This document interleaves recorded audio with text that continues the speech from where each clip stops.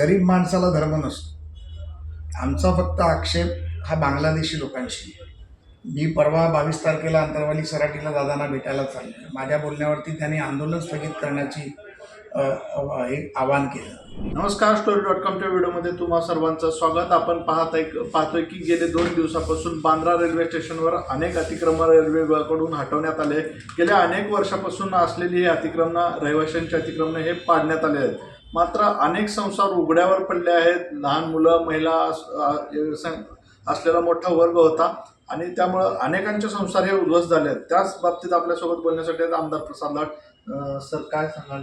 गेल्या अनेक वर्षापासूनचे हे तिथं राहत होते, मात्र आज ते 2 दिवसापासून ते अतिक्रमण सर्व हटवण्यात आले. रेल्वेची जमीन होती. रेल्वेच्या जमिनीवर अनधिकृत बांधकाम करून ज्या पद्धतीमध्ये इमल्यावरती इमले बांधण्याचं जे काम झालं, त्याच्यामध्ये कोण लँड माफिया होते, काय होतं, हे पूर्ण मुंबईला, महाराष्ट्राला माहिती आहे. ह्यामध्ये ही कारवाई करत असताना मुंबई हायकोर्टाने देखील त्याच्यावरचं ऑब्जेक्शन उठवलं. रेल्वेने रीतसरपणे त्या जमिनीचा ताबा घेण्यासाठी ही जी पाडकाम आहे ही पाडण्याचा निर्णय घेतला. मला वाटतं की मुंबईमध्ये अशा प्रकारे अनधिकृतपणे राहणारी लोक, ज्यामध्ये अनेक बांगलादेशी रहिवासी देखील होते अशी आम्हाला माहिती आहे. जे काही रेल्वेच्या माध्यमातून केलं गेलं ते कायद्याने केलं गेलं, त्याचं आम्ही समर्थन करतो. सर, विशिष्ट धर्माचे आहेत म्हणून त्यांचे घरं पाडण्यात आले असे काही आरोप होतात? नाही, बघा, गरीब माणसाला धर्म नसतो. आमचा फक्त आक्षेप हा बांगलादेशी लोकांशी आहे. बाकी तिथे हिंदूही राहतात, मुसलमानही राहतात. आता जर जागे उद्या कोणाच्याही स्वतःच्या घरात जर तुम्ही कोणी घुसखोरी केली तर कोणी करणार? उद्या त्या बँड्रा स्टेशनला त्या काळामध्ये समजा एक 5-10 लाख लोक प्रवास करत होते. आज ते 50 लाख लोक प्रवास करायला लागले. जमीन कमी पडायला लागली. रेल्वे स्टेशनचं एक्सपान्शन राहिलं आहे. लोकांच्या, मुंबईकरांच्या जे टॅक्स भरतात, टॅक्स पेअर आहे, त्यांच्या सुखसुविधांचा देखील तुम्ही विचार केला पाहिजे. आज तुम्ही संध्याकाळच्या वेळेला तिकडनं जाऊ शकत नाही अशी परिस्थिती आहे. मला वाटतं की रेल्वेची ती कारवाई आहे, याच्यावरती रेल्वेच्या PROने काल उत्तर देखील दिलं आणि जी कारवाई आहे ती नियमाला धरून केलेली. सर, आता इंधन तुटवड्यावर अनेक विरोधक नरेंद्र मोदींवर टीका करतात. मात्र काल शरद पवारांनी एक वक्तव्य केले की नरेंद्र मोदी हे बाहेर देशामध्ये भारताची प्रतिमा वाढवत आहेत. नाही, मला वाटतं की पवारसाहेब हे देशाचे ज्येष्ठ नेते आहेत. पवारसाहेबांनी अनेक वर्ष, अनेक दशकं राज्यात मंत्री, मुख्यमंत्री, केंद्रात मंत्री अशी अनेक पदं उपभोगली. मला वाटतं की ज्या पद्धतीमध्ये त्यांनी नरेंद्र मोदी साहेबांच्या दौऱ्याचा उल्लेख केला तो स्वागतार्थ आहे. त्यांनी त्यांच्या अनुभवातूनही बोललं आहे आणि अशा ज्येष्ठ नेत्यांनी जे म्हटलं आहे त्याचं लोकांनी विचार देखील केला पाहिजे. सर, मनोज जरांगे यांनी पुन्हा आंदोलनाची घोषणा केली आहे आणि त्यांनी घेतलेल्या पत्रकार परिषदेमध्ये जास्त टार्गेट फडणवीस होते. की फडणवीस साहेबांना टार्गेट केलं, त्याच्यावर मी त्याचं उत्तर देखील दिलं. उत्तरानंतर मनोजदादांनी पुन्हा त्याच्यावरती एक मीडिया बाईट दिला. ज्या मीडिया बाईटमध्ये त्यांनी मी दिलेल्या उत्तरामध्ये जी आकडेवारी दिली, मी दिलेल्या उत्तरामध्ये जी मी सत्य परिस्थिती, फडणवीसांनी काय केलं मराठा समाजासाठी ते सांगितलं. मला वाटतं की दादांना मी सांगितलेल्या उत्तरानंतर ते भावलं. त्यामुळे त्यांनी कालच्या त्यांच्या पत्रकार परिषदेत असं म्हटलं की लाडभाऊ जर माझ्याकडे चर्चेला आले तर मी निश्चितपणे त्यांचं स्वागत करेन.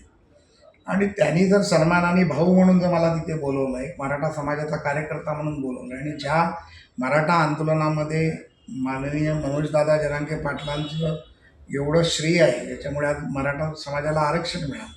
त्यामध्ये कुठल्या छोट्या मोठ्या त्रुटी गोष्टी राहिल्या असतील तर निश्चितपणे त्यांच्याशी उद्या चर्चा करेन. मी परवा 22 तारखेला अंतरवाली सराटीला दादांना भेटायला चाललो. माझ्या बोलण्यावरती त्यांनी आंदोलन स्थगित करण्याची एक आवाहन केलं. त्यांनी ज्या गावागावातल्या बैठका होत्या त्या थांबवल्या. माझ्या परीने जेवढं काही मी त्याला मदत करू शकेन, जे काही त्याचे अडलेले प्रश्न आहेत ते का अडलेत, कशा पद्धतीत अडलेत, एक टाईमलाईनमध्ये समितीसमोर नेऊन ते करण्याचं आम्ही काम करू. आणि मनोज दादा मला वाटतं मी भेटल्यानंतर की ते पूर्णपणे समाधानी होतील अशा पद्धतीने मी माझी बैठक करेन. त्यांनी मागच्या वेळेस बऱ्याच त्यांच्या मागण्या मान्य झाल्या, तर गुलाल उधळला. आता तुम्ही काही यादी वाचून दाखवलं की मराठा समाजासाठी काय केलं, मग परत आणखीन आंदोलनाची वेळ काय, आणखीन काय मागणी आहेत आंदोलनाची?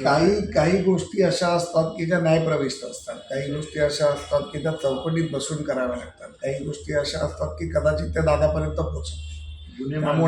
त्यामुळे मी त्यांना हे देखील मी आज पत्रकार परिषदेत मी सांगितलं की त्यांनी देखील एक त्यांच्या पातळीवरती समिती बनवावी की जे का होत नाही. जी राज्य शासनाने उपसमिती बनवली आहे त्या उपसमितीबरोबर चर्चा करावी, आमच्यासारख्या कार्यकर्त्यांना तिथे घेऊन जावं. आणि मला वाटतं की येणाऱ्या भविष्यकाळात त्याला स्ट्रीमलाईन करून हे अडलेले जे विषय आहेत, जे माननीय मुख्यमंत्र्यांनी कबूल केले आणि ते त्यांनी शब्द दिला होता त्यांना की हे होऊ शकतं, हे नाही होऊ शकत, जे सांगितलंय जे होऊ शकतं ते निश्चितपणे मुख्यमंत्री करतील याची मला खात्री आहे. उपसमितीची आम्ही चर्चा करू आणि निश्चितपणे दादाच्या मागे ताकदीने खंबीरपणे आम्ही उभे राहू एवढं आपल्याला सांगतो. गेल्या अनेक वर्षापासून जरांगे फडणवीस साहेब अनेक विखारी टीका करत होते, त्याला तुम्हीही आक्रमकपणे उत्तर दिला. मग आता तुमचं दादा आणि भाऊ हे कसं जुळलं, काय नेमकी हो, चर्चा? आम्ही सामाजिक भाऊ आहोत, सामाजिक बांधिलकी आमची आहे. तो मराठा आहे, मी मराठा आहे. एक प्रत्येक गोष्ट भांडूनच मार्गी लागते असं नाही. काही गोष्टी चर्चेने जर ते तयार होत असतील तर आधी मी चर्चेला तयार आहे. मी पुन्हा तुमच्या चॅनलमधून असतो. त्यांनी फडणवीसांबद्दल बोलू नये, फडणवीसांबद्दल अपशब्द काढू नये, आम्ही त्याच्याबद्दल अपशब्द काढला. उद्या दादा भाऊ जरी झालो असतो तरी फडणवीसांबद्दल अपशब्द काढले तर त्याच भाषेत त्यांना पुन्हा उत्तर देखील दिलं जाईल. आता तुम्ही अंतरवाली सराटीला जातात, कधी जाणार आहे, काय नेमकी चर्चा असते? मी अंतरवाली सराटीला परवा सकाळी म्हणजे 22 तारखेला 10:30-11 वाजेपर्यंत मनोजदादाची भेट घेणार आहे. मी त्यांना निरोप पाठवला आहे.